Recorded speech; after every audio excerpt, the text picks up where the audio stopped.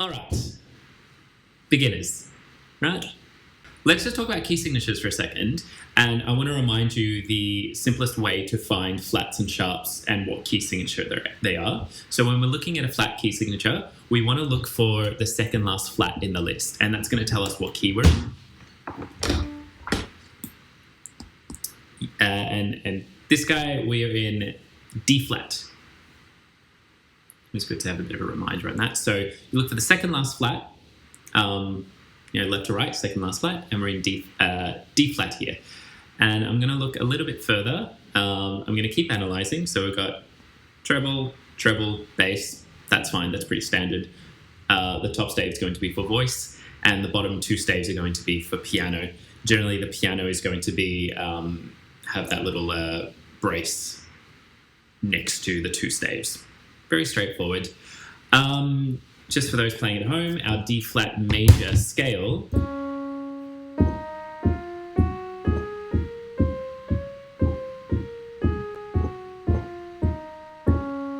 and if you like, I will just touch on the fingering for that because D flat can be slightly intimidating. General rule of thumb is to not use the thumb on a black key when we're playing a scale, just because it's not quite ergonomic to the fingering. So if you'd like to practice the D flat major scale, first and foremost, good to have a good understanding of whole tone, semitone, whole tone, semitone. So that's the pattern of the major scale. So that's a tone, semitone, tone, semitone. Does anyone need me to elaborate on what a whole tone or a semitone is? No, you guys are good. As for the fingering, how should I do this? 2, 3, 1, 2, 3, 1. So my thumb tucks under. 2, 3, 1. And then it's 2, 3, 4, 1. 2, 3, 1, 2, 3, 4, 1. That's the pattern. 2, 3, 1, 2, 3, 4, 1. So my thumb is always going to be on F or C. It's always going to be a white note. And then when I loop up the octave, so 2, 3, 1, 2, 3, 4, 1, I arrive back at the 2. And that's just groups of 2. Okay, so generally major scale can be easily divided in terms of fingering into just groups of 2, so it's easy to just to look at.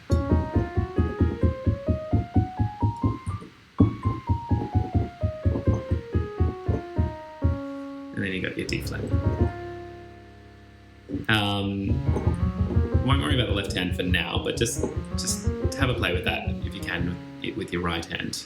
D flat major is really a beautiful, quite romantic key.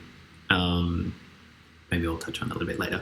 So we got a D flat major key. We are in 3/4, which means what?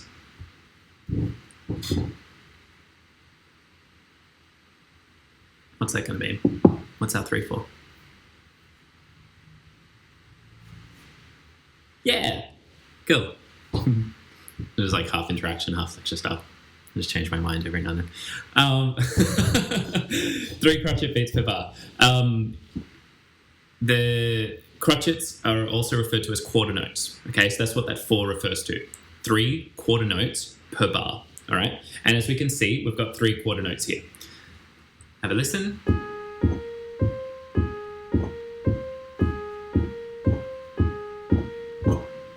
Pretty straightforward. And when you're sight reading, you want to always look for patterns.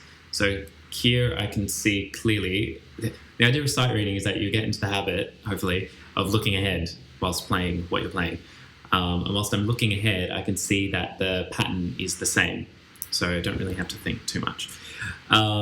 We've got our piano dynamic, which is going to be relatively soft. It's only so soft you can make a piano. But if you're playing this on a piano, you'd probably use the leftmost pedal just to make it a little bit softer. And then our legato phrasing, our slur. Presumably this might be orchestrated for violin, which you'd really hear the violin the violin would use the same bowing direction for every 3 notes. So you don't hear the edge of those 3 notes. Do, do. Whereas on a piano, you can hear the edge of the notes. It's actually quite hard to simulate legato on a piano. But generally, to kind of get the legato feel on a piano, we need to get into the habit of, there's a split second where both notes are pressed, and then the other note lifts up. It's quite heavy amount of detail to get to that place where in your playing, but we want to at least get to a place where our fingers are attached to the keys and not lifting up. So this phrase, my fingers are still attached to the keys as if they're glued to the keys. They're not lifting up. But generally when we're building this muscle memory, most of the time the fingers will lift from the keyboard. So we just want to sort of try to build some good muscle memory, some slow technique as to generate the connection. And then eventually with time, we can actually find that brief moment where both keys are pressed and the other one, it's lifting. And then we've got the tempo marking, or rather the style, okay? We've got the term flowing, which is a very contemporary, this is a contemporary musical theatre piece, but it's a very contemporary term to have the word flowing at the top of the piece. It's more indicating feel, style, maybe the sort of nebulous, abstract kind of emotive kind of thing going on. And then we have the minim dotted minim. So for those playing at home, dotted minim, it's the minim plus half of the minim value. The dot applies half of the current value to that note value. And a minim is 2 crotchets. And so when I add a dot to it, I'm adding 1 crotchet to that. So minim equals 2 crotchets. And then as soon as I add the dot, I'm just adding half of the value that it's associated with. And all I'm doing is adding 1 extra crotchet. So it's actually giving me it's giving me a few bits of information here. It's giving me the pulse. The pulse is the BPM, or the beats per minute, tick, tick, tick, tick, tick, tick. But it's also giving me the feel, or the way we beat this piece of music, which is actually saying that the emphasis is every three quarter notes. The emphasis is going to be on 1, 2, 3, 1, 2, 3, which is just our very standard waltz. Usually when you see a piece like this in a bit more of a classical piece, it would say in 1, because we want to actually, the conductor would beat in 1, 1, 2, 3. It's terrible over them. As opposed to 1, 2, 3, beating every single crotchet pulse. In this case, we want to beat just 1, 2, 3, 1, 2, 3. And then I just check my metronome. Here, the audio is not going to transfer, so we'll do visual. And there's just this program just has a little frame that kind of pulses. So but. That's going to be a bar. Dup, dup, dup. So then I need to visualize dup, 2, 3, dup, 2, 3, dup, 2, 3. Everything's going to be out of time. But once I find that out, it's quite a slow in 1. Most of the time when something's metered in 1, in a 3/4 piece, usually the tempo's a bit more brisk, but this is quite slow. And then we have our vocal entry, which ends with a double bar line. Generally, you'll see a double bar line, which is this guy, to denote a new section. So in this case, it's a 4-bar intro, and then we've got the verse. Okay, also signified by a rehearsal mark, which is generally a bar number with a box around it, which usually is just a signifier. It's just to say this is the new section. In this case, it's the section of the verse. Okay. Any questions so far? Just sort of foundations, nothing really particularly groundbreaking. Now we've got the bar numbers above each bar. Sometimes they can be below, sometimes they're above, sometimes they're every system, which can be a pain in the neck. So if you're ever arranging something, good practice is to apply bar numbers to every bar. It saves time in rehearsal, saves time when you're talking with your ensemble. You can say go from bar 8 or whatever. If this was every system, you'd have to count along quite a few to get every bar. And for those who don't already know, a system is this entire block. Okay, that whole thing is a system, and it's joined by our vertical spine at the left. That's all it's doing. It's bound by this vertical spine. That's a system. This piece has 3 systems on the first page. Very straightforward. And so I'll just play for you these first, 8 or so bars, so you get an idea.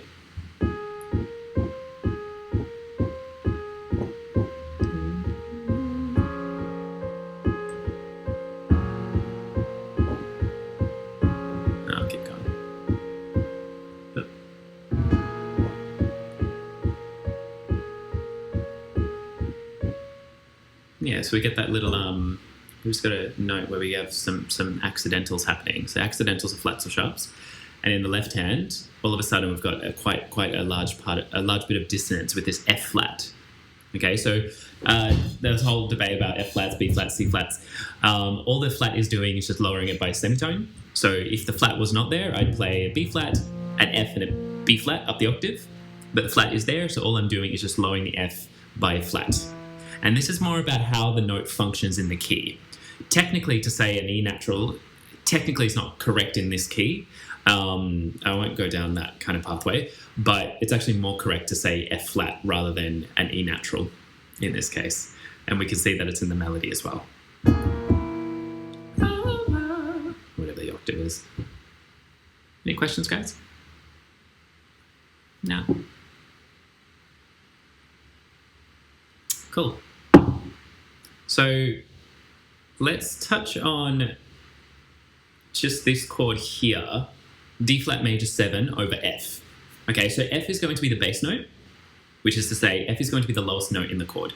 A lot of the time in contemporary musical theatre pieces, the chords are more indicative and they're not quite correct, but they give you the vague picture of the composition. Okay, so if you were to play the chords, you'd still get a rough idea. In this case, on beat 1 of this bar, that's the chord. It's quite a pretty voicing. It's a D flat major chord, nothing special. Okay, so it's got the 3rd degree, which is the F. It's got the 1st degree, which is the D flat. And it's got the A flat, which is the 5th degree. It's a really open voicing. And if you heard this on like a string ensemble, it'd sound quite homogeneous and beautiful and wide. It's kind of how I would refer to it as. But of course, the melody in the right hand trucks along, and then eventually we get our major 7th. So we go 5, 6, 7. There's our major 7. 5, 6, 7, 5, 6, 7. Yeah. So, and if you have to pick apart that chord symbol, it's D flat major 7. And the D flat major 7, first and foremost, is a D flat chord, which is D flat up 4 semitones, and then up 3 semitones, D flat, and then we've got our major 7, which is, rather than working out in semitones, it's nicer if you can learn the major scale, which is the 7th scale degree. And then I've got my D flat major 7. And that's even like, just going what you were saying, Olivia, turning something into a major 7 is going to instantly make it sound a bit more juicy. It's kind of like bonus points for not a lot of money. That's my jazz piano teacher would say. And then the bass note, the lowest note, is an F. So I could play that whole chord if I wanted to. At the same time, I could leave out the D flat and maybe play, oh no, I need to have the D flat, that's quite important. This G flat over B flat, I'd probably, when we start to get into 11 chords, it starts to get a little bit ambiguous. So in this case, I would actually not worry about the 11th and just play G flat over B flat. Once I understand the composition a bit better, maybe I can then understand how the 11th functions. But the 11s in chords tend to be very odd and ambiguous, and hopefully we can sort of cover as to why that is a little bit later. But already I can see a pattern, it just going from D flat to G flat to D flat to this beautiful shape. There's our flattened 7. That's in bar 11. Sorry, not flattened 7. It's a flattened third.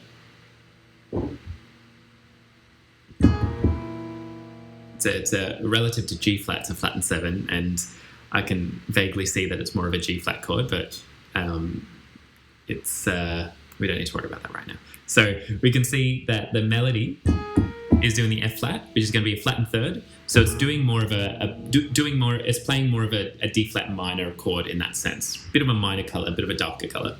So just move on for a second. So as I can see, if I'm learning the rhythm of this piece, it's relatively straightforward. Most of the rhythms are on crotchet pulses. Great. And then there's a little bit of syncopation, but not too much. So I'd have to firstly, I'd just look at the rhythm and I go, I could see Boston at, so crotchet beats, ba, ba, ba. And I can see sun is a minim, so it's going to be on 2 beats. And set is going to be on the 3rd beat. So already I'm going to go Boston at sunset. 1, 2, 3. So there we get the sort of syncopation. Boston at sunset. The compulsion will be to want to put set on the beat, on the top of the bar. Sunset. But it's sunset. That's where we get a bit more nuance in the text. And then the next rhythm we get fog rushing in. All on the beat. 1, 2, 3, 1. We get fog rushing in, 2, 3, 1 from the harbour. Yeah, 1 and 2. There's 2 quavers and then a minim. Any questions on that? Cool. Then hopefully I can start picking apart the melody, in which case I can see that the boss is on the 3rd space, which is our C, and that's going to be C above middle C, C above middle C, and turn is the D flat, remembering that our key signature is flattening all of those notes throughout the whole song unless specified otherwise. So I go C, D flat, C.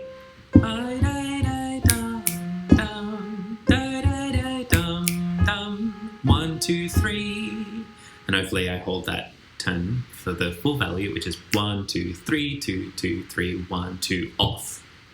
So when I say crotchet rest in this kind of piece, the crotchet rest is really just saying breathe before the next phrase rather than cut off the previous phrase. It's more about I'm going to have just enough time to breathe before the next phrase. And then I'm looking at the next phrase at bar 8, which is very, very, very similar. So C, D flat, C, F, F, F, do, do, do, harbour. And there's our tritone, okay, which is a flattened 5th, because generally the 5th would be E to B. That's a perfect 5th. But our flattened 5th or a tritone is the da-da, and it's generally going to be quite difficult to pitch, so we want to sort of practice that shape. Da-da. And then if I'm reading along, I can see that I can see that the starting note of the next line is the same as B. So I want to try to use that information. And I've got a major second interval from weather, which is going to feel quite wide, because that F flat is going to feel quite dark and low, and then lifting back up to the brightness of a G flat, that major second, although it looks very small, is going to feel wider than it actually is, from my experience. So they get frames to 1. My world, do, do, do, from part to P. That G natural is not diatonic, so it's not in the key at all. So we're actually starting to allude to a bit of a sharpened 4 situation, mainly because the 4th degree in D flat is G flat, and that G natural is our sharp 4. Which for those who joined in last week with our modes, it's just a slight variant on the D flat major scale, slightly different sound. So now I just want to do a bit more analysis and kind of understand where I fit in the accompaniment. So if I'm playing from the top of that page, frames.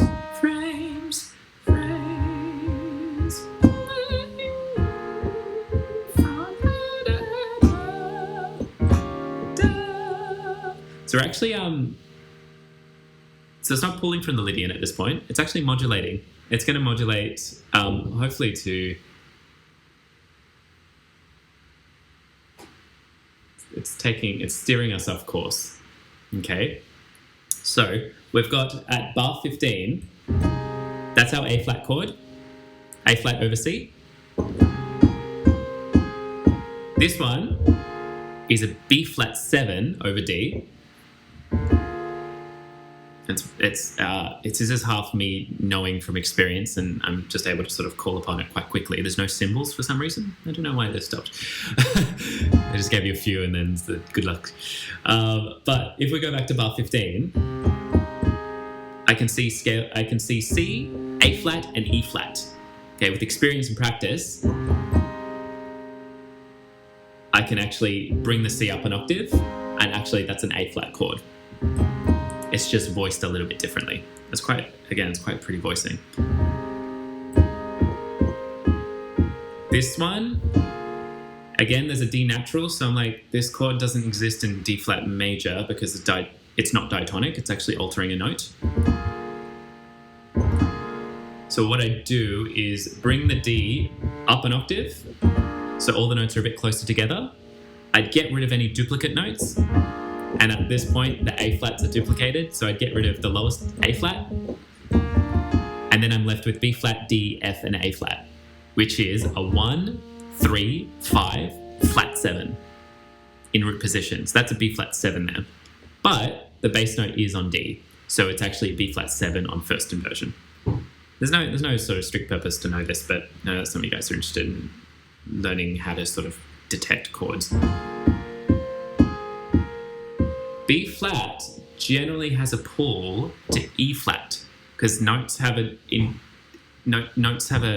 distinct relationship between 1 and 5. And B flat, I'll play it here, B flat is 5 notes away, lower to E flat. Okay, so our B flat chord is going to want to move to an E flat. There's our resolve. So 5, 5, 1, yeah? Instead of going to the tonic one, which is just a major chord, it actually moves to an E flat with a flattened 7, which still has a bit of motion.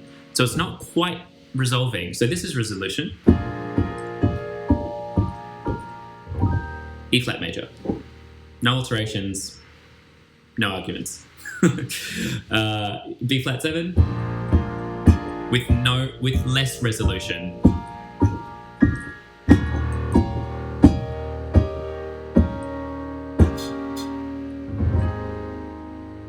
So by actually navigating to an E flat with a flattened 7, I actually defer the resolution to actually want to go to another chord.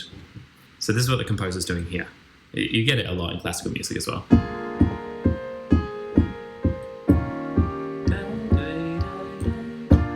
Sorry.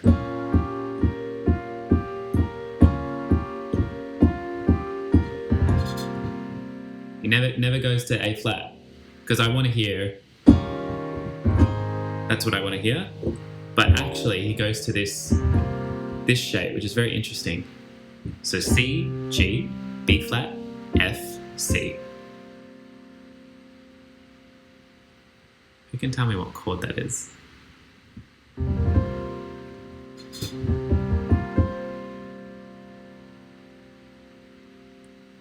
What if, so I'm going to get rid of the duplicate notes. Duplicate notes are my C at the moment, so I get rid of C. I'm going to let the F join in with his friends, because it's kind of a bit lonely at the moment. So I'm going to bring F down an octave. Okay, that's making a bit more sense. The F is kind of confusing me a little bit because it just looks a bit clustered, so I'm going to remove the F. Okay, that's looking like a bit of a familiar shape to me. It's just probably missing one component that's to make it a chord. Okay, it's a bit of a tricky question I'm asking. What interval do I see between the 1 and the last note?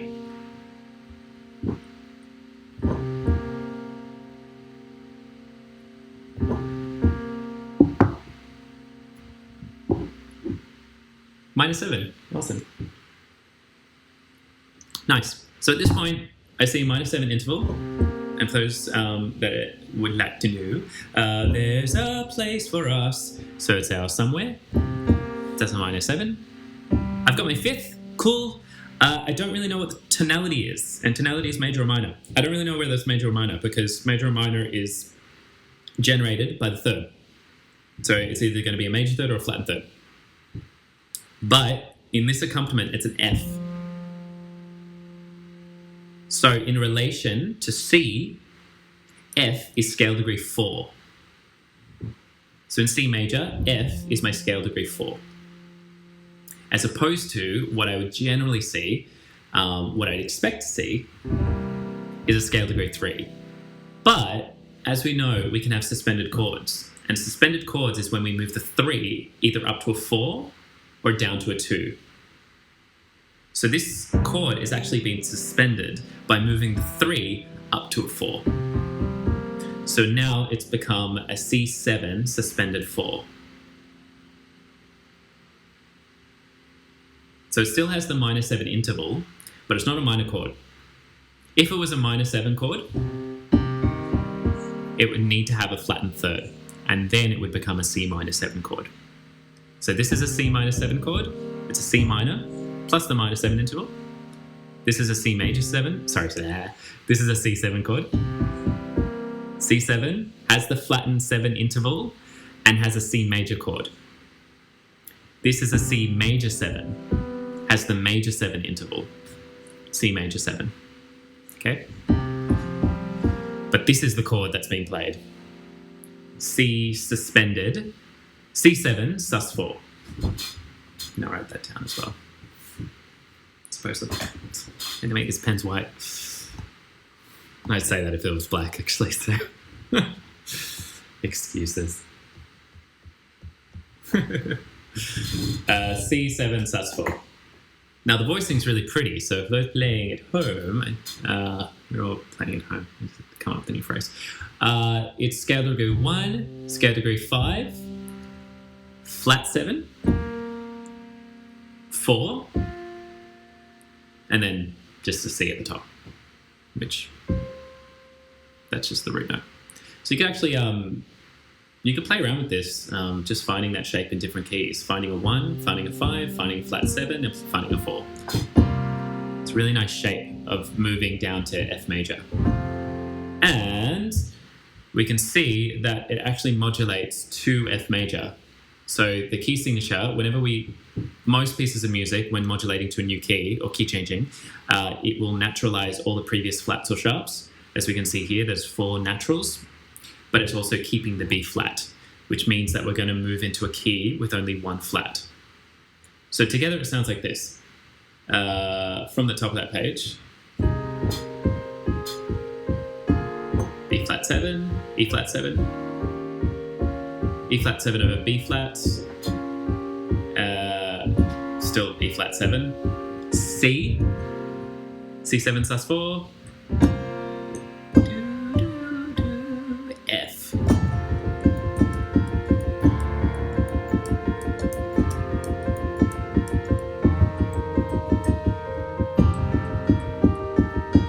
Now I'll just sneak ahead for a second. So I can see an F7 at 33. F7 is indicated by the -7 interval in the left hand and also the A natural, which makes it an F7 dominant chord. I'm going to hypothesize that it's going to move 5 notes down to B flat. Let's see. Let's see if I'm right. And here we go. B flat. B flat minor. There's our minor 4, for those that were in intermediate last week. C7. C7. And then we resolve again to F.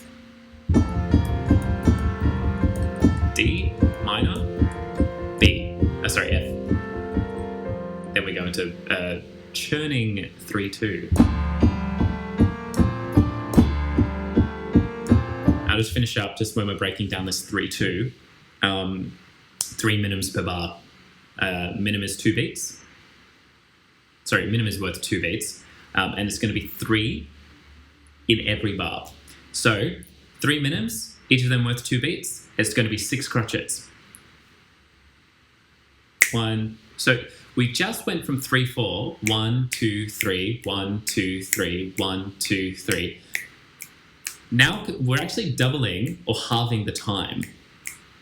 1, 2, 3, 1, 2, 3, 1, 2, 3, 4, 5, 6, 1, 2, 3, 4, 5, 6, 1 and 2 and 3 and 1 and 2 and 3 and 1 and 2 and 3 and 1 and 2. In the previous time signature, it had 3 crotchets. 1, 2, 2, ta ta ta, ti ta ta, ti ta. But this 1, 2, 3, 4, 5, 6, 1, 2, 3, 4, 5, 6. Generally speaking, you should be able to divide most rhythm components down to the simplest components should divide into a 3 and a 2 in its simplest form. So right now I've got, I'll take it one step down. I'll wrap up in a second, guys. This is 4 plus 2. It's 1, 2, 3, 4, 1, 2, 1, 2, 3, 4, 1, 2. That's where the emphasis is. But I could easily break that down as just 2, 2, 2. It's just 1, 2, 1, 2, 1, 2, 1, 2, 1, 2, 1, 2. But I can see in the left hand there's a semi-breve. So I'm just going to think about 4 and 2, which means that there are 6 beats per bar, but generally you get quite intimidated when there's 6 beats per bar. But all I need to do is just think 4 plus 2. 1, 2, 3, 4, 5, 6. 1, 2, 3, 4, 5, 6. So when we're breaking this up, it doesn't have to be as sort of daunting. Cool. We'll start to wrap up, guys. Does anyone have any questions? No. Some boring old analysis on a Wednesday afternoon, you know? It's an exciting time. This cold, dark, dreary day. And the chord for today? Do you want to hear the chord for today? What do you reckon?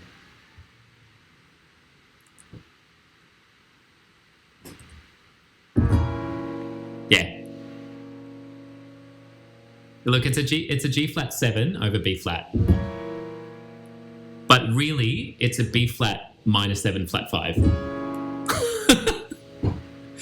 B flat minor 7 flat 5. Sit with that, and then we'll touch on it a bit tomorrow. It's interesting because it's the minor 7's not in the chord at all, but it is. It's a mystery ninja minor 7 that's kind of hidden and implied, but it's definitely not. It's not a G flat dominant 7 because that just sounds. That's not right. It's not the chord that's being.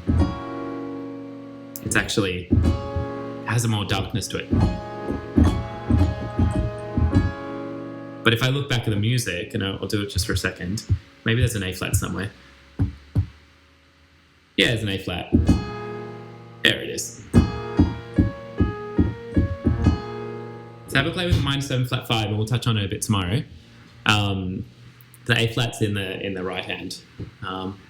And our rainy chord weather today, for today, will be, what do you reckon? There it is. It's how I'm feeling today. All right. Enjoy. Happy learning. Get out of here. See ya.